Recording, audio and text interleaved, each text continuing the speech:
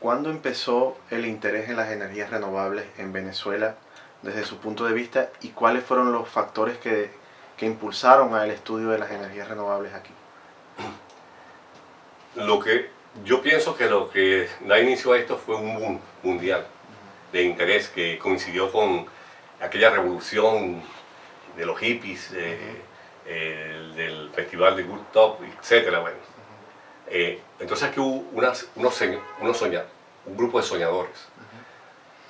En la Universidad Simón Bolívar, el doctor Stefan Sarea, un profesor europeo, experto en mecánica de fluidos, y mecánica de fluidos aplicados a los gases.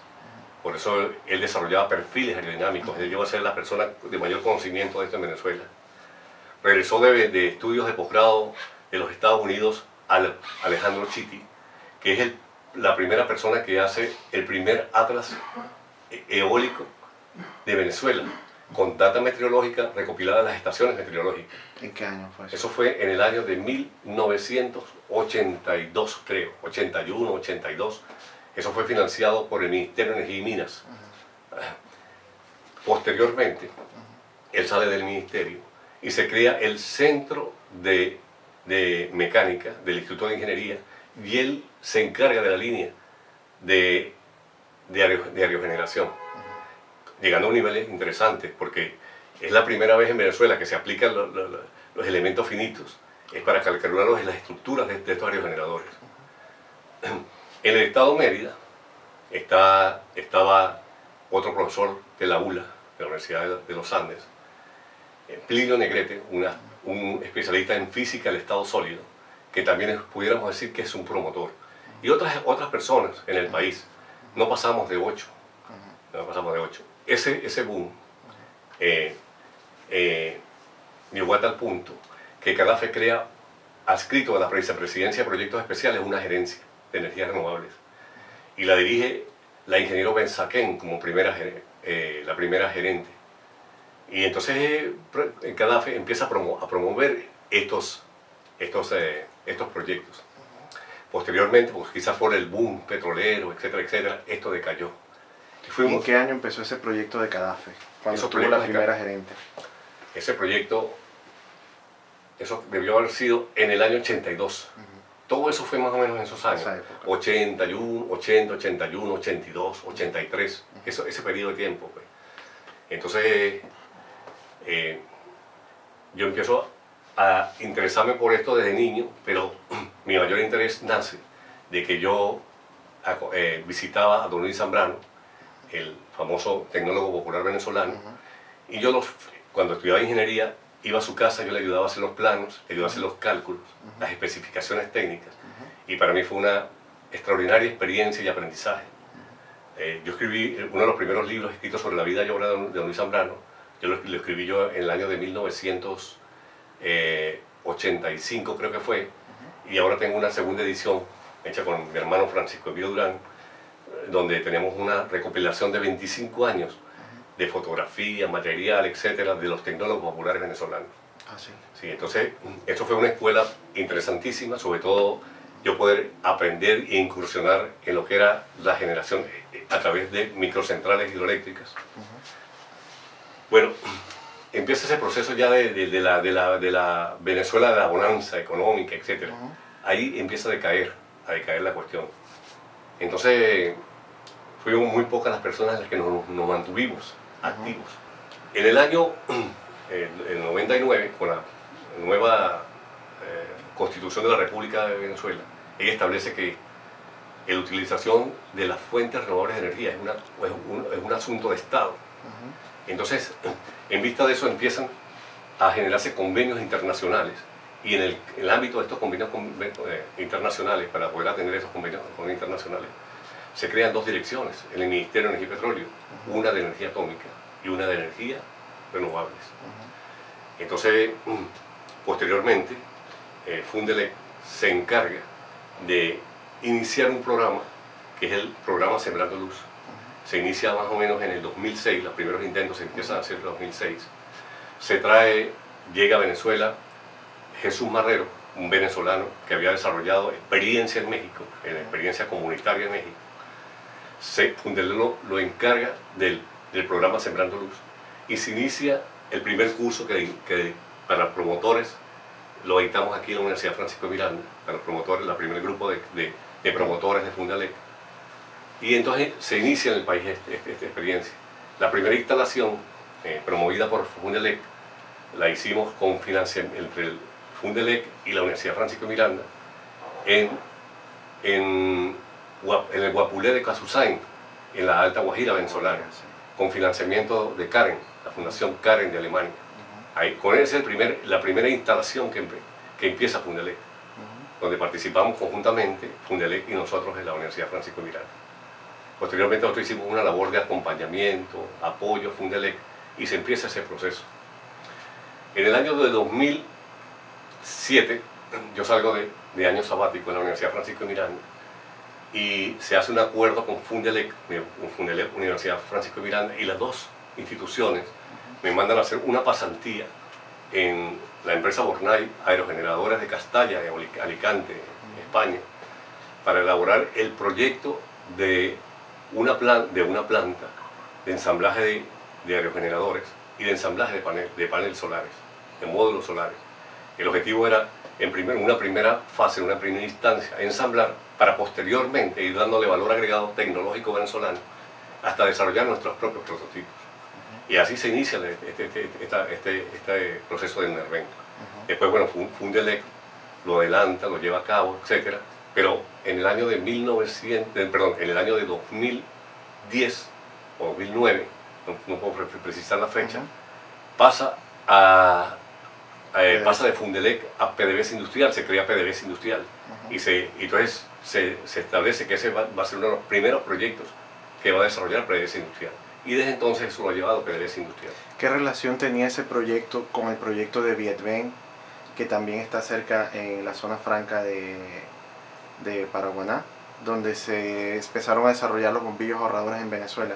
¿Había algún plan que integrara estas dos empresas o fueron proyectos por separado?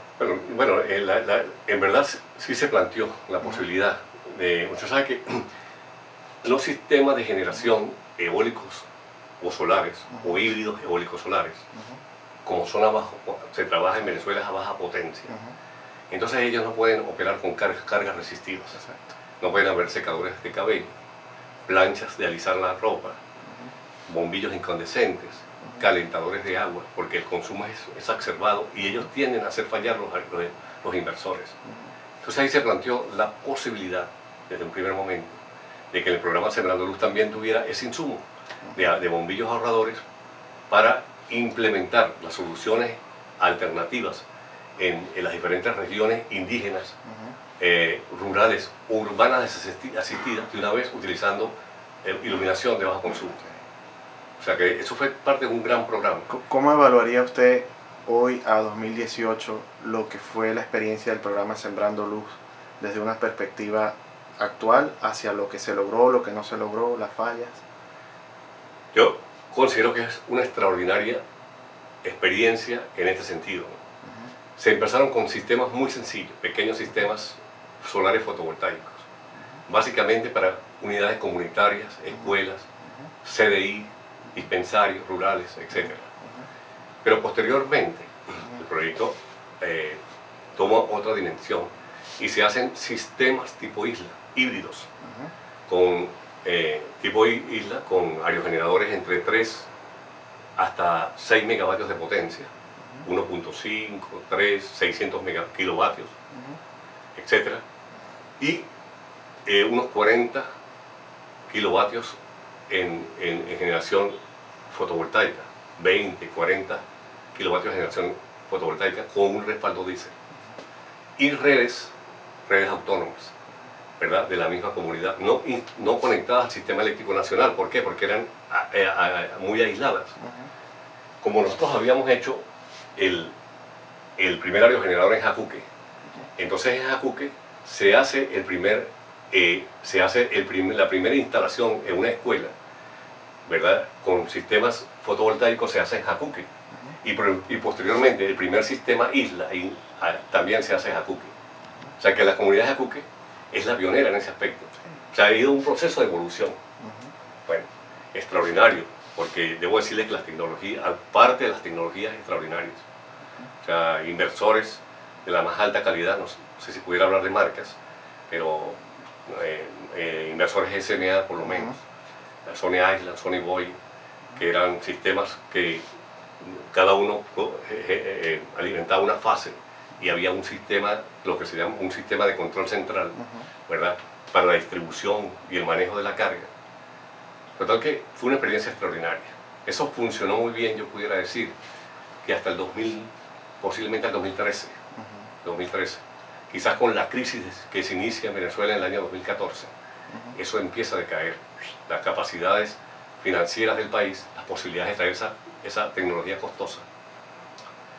Otra cosa es que no hubo la habilidad, digámoslo, administrativa, gerencial, para que el producto de UNERVEN, que eran los paneles ensamblados y los aerogeneradores ensamblados ya con componentes, incluso empezar con componentes nacionales, alimentaran el programa Sembrando Luz. Y se fueron llenando los almacenes, que todavía están así, de paneles solares y aerogeneradores que no están en funcionamiento y que lamentablemente eso tiene un uso importante, que se pudiera dar un uso, e incluso en sistemas de producción, artesanales, en centros de pesquería, de cultivo de camarones, de cultivo de peces, etc. Pienso que era un problema de visiones muy independientes. Nunca se logró hacer, cuando yo voy de Falcón a Caracas a trabajar con el Ministerio de Energía y Petróleo, era con el objeto de que yo dirigiera el desarrollo, la elaboración del Plan Nacional de Energías Renovables. Pasaron los años, la cuestión, y bueno, tratamos de configurar un plan general, casualmente que hubiera un plan guía, para que ese plan, ¿verdad?, estableciera metas, estableciera proyectos claros y mecanismos de integración. Para hacer el plan incluso nosotros teníamos que determinar las potencialidades de Venezuela, y mediante un convenio con el instituto, con EDP de Portugal, que EDP posteriormente buscó como contraparte en Portugal al Instituto de Hidrología y Geología de Lisboa. Se iniciaron las mediciones y se estableció un mapa que básicamente se iba a atender primero la zona costera norte del país. Y las mediciones se iniciaron en la isla de Coche, para posteriormente hacer la de Chacopata en el estado Sucre, la de la isla de Macanao, perdón, la península de Macanao en Margarita, con el objeto de que hubiera autogeneración en Margarita eólica. Las mediciones en la Guajira venezolana, porque ya en Paraguaná, con el proyecto eólico de los Taques, ya se habían hecho algunas mediciones. Incluso las mediciones se hicieron a través de una empresa privada, pero fue certificada por Garraja Hassan, tenía certificación internacional. Entonces, bueno, eso se inició con muy buen pie. Portugal tomaba la data, hacía el procesamiento de la data con el software, un software certificado internacionalmente, y posteriormente ese software regresaba al país con el objeto que nosotros iniciáramos los proyectos. Y ese era un insumo importantísimo para el plan, porque de acuerdo a las potencialidades nosotros íbamos a establecer, bueno, tal región va a tener tantos, porque una cosa interesante que es importante detallar, que lamentablemente eso no se dio continuidad, el objetivo era cambiar el esquema de la generación eléctrica en el país. Porque como nosotros, ¿verdad?, tenemos un país donde casi el 70%, el 67% de la generación está en un solo lugar, en un lugar que es privilegiado, que es el río Caroní, tiene caída y tiene caudal. Se puede utilizar turbinas Francis, Pelton, Kaplan. Yo fui a la fábrica donde están haciendo las turbinas Kaplan en Argentina, en Mendoza, en Argentina, y tuvieron que modificar la planta para poder hacer el conjunto de turbina eje, por la dimensión, es la turbina más grande del mundo, de Kaplan. Entonces, en caso de un accidente, de una guerra, con una sola bomba, bueno, nos quedamos sin electricidad. Entonces, ¿cuál era la idea? Era cambiar el esquema. Permítame terminar, era hacer generación localizada con la fuente con mayor potencial. Si en el norte de Falcón, Zulia, la mayor prevalencia es de viento y sol, generación eólica solar. En el sur no hay mucha generación, no hay mucha Eólica. no hay eólica ni solar, pero hay ríos caudalosos. Y en Guayana está en el sur de Anzoátegui, está Uberito, que es un productor impresionante de biomasa. Entonces, bueno, esa era la idea, cambiar el esquema nacional. Se podría decir que era una idea que pretendía que cada territorio de forma autónoma generase su energía con las potencialidades propias de su territorio. Es decir, sería Sí. un territorio autónomo, sustentable de forma energética. Esa era más o menos la idea que ustedes tenían. La idea es que se empieza a plantear en la Constitución Nacional la cuestión de hacer un desarrollo endógeno. Y el desarrollo endógeno era en todos los aspectos. O sea, utilizar las potencialidades climáticas, las potencialidades de tierras, etc. Para desarrollar endógenamente. Entonces, ahí estaba lo del suministro energético. O sea, evitar, como está ocurriendo, como tenemos en el caso de Venezuela, 7.000, 11.000 kilómetros de redes para llevar el agua desde el sur oeste del país, ¿verdad?, al punto más distante, que es San Antonio del Táchira, ¿verdad?, en el extremo sur occidente del país. 11.000 kilómetros y lo que significa eso en pérdidas por transmisión.